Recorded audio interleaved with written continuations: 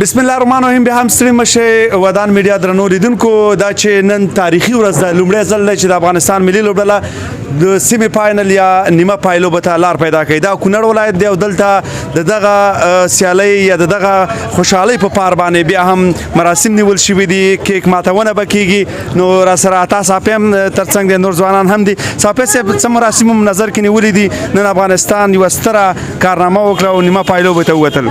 ډېره زیاته مننه صافی صاحب په سر کې خو تاسې ته او د افغانستان ټول غیور ولس ته د دغه سترې او تاریخي بریا مبارکي وایم.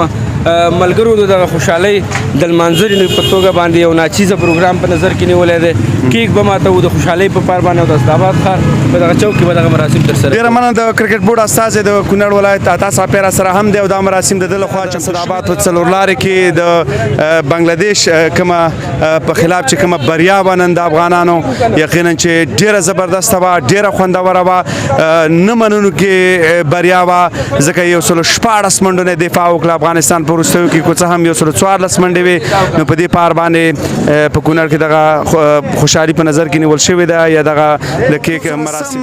دلته بیا د کیک مراسمو کې انشاءالله تاسو ګڼه ګوڼه ګورئ چې د اسداباد ښاریان هم غواړي چې په دغه جشن کې برخه واخلي، د کیک پرېکونې په مراسمو کې ګډون وکړي. همدا لحظه اسداباد ښار مختلفو سیمونه په سوونو ګډونوال راځي او دلته موږ سره په دغه مراسمو کې برخه اخلي. حتی د رسنیو ملګري هم راغلي دي او دلته غواړي چې دغه خبر یا دغه مراسم ځان سره ثبت کړي. مهرباني. نو انشاءالله ابتدا مخکې دې نه چې کیک ماتونې مراسم پیل شي، د کرکټ بورډ استازی د کونړ ولایت عطا صافی د دې خوشحالۍ په اړه باندې یو څه تاسو سره شریک کړي. مهرباني صافی صاحب. بسم الله الرحمن الرحیم.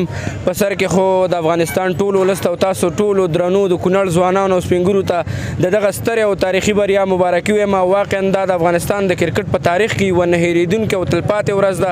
د دغه سیالۍ د دغه خوښۍ د لمانځلو دپاره موږ دغه کیک چمتو کړی دی او په دې هیله چې تاسې ټول سره په دغه مراسمو کې ګډون وکړئ. ډېره مننه. زنده‌باد افغانستان. زنده‌باد. ډېره مننه. نو مشران هم هیله کوي چې دلته راشي. یو خبره مخکې دې نه چې کیک پرېږدو، څه احساس کوئ تاسو؟ موږ د خوشحالۍ احساس کوو. د کرکټ د بریا د ګټنې په خاطر ټولو ځوانانو او دغو ته مبارک وي. کور ودان. ډېره مننه. مهرباني.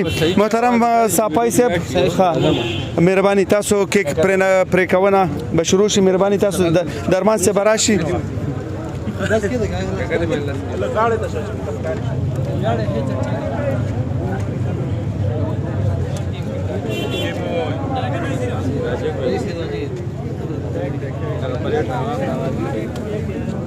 نو دوستانو تاسو ګورئ چې نن د افغانستان او د بنګلادیش ترمنځ چې کومه سیالۍ وشوه په سوپر 8 کې وروستۍ سیالۍ وه. په شلوريز نړیوال جام سیالیو کې افغانستان بالاخر ماته ورکوي او د دغه ماتې په صورت کې نیمه پایلوبې ته لار پیدا کوي.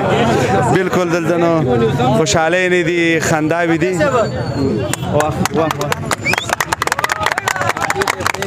واه ډېره خوږه شیریني وه او دغسې مراسم د افغانستان په ګڼو ولایتونو کې نیول شوي.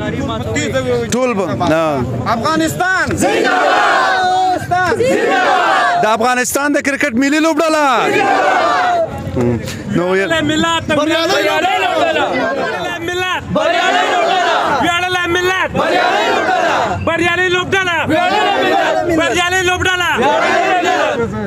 بالکل. نو دلته ملګري شعارونه هم ورکوي، لا هم مراسم روان دي او انشاءالله په قلاره ستاسو لپاره په نظر کې نیول شوي چې نن افغانستان یو تاریخي بریا خپله کړله. څه احساسات دي په کونړ کې؟ والا صافی صاحب احساسات خو بیخي د خلکو ډېر زیات دي او لومړي ځل لپاره د افغانستان ملي لوبډله سیم فاینل میچ ته لاړله.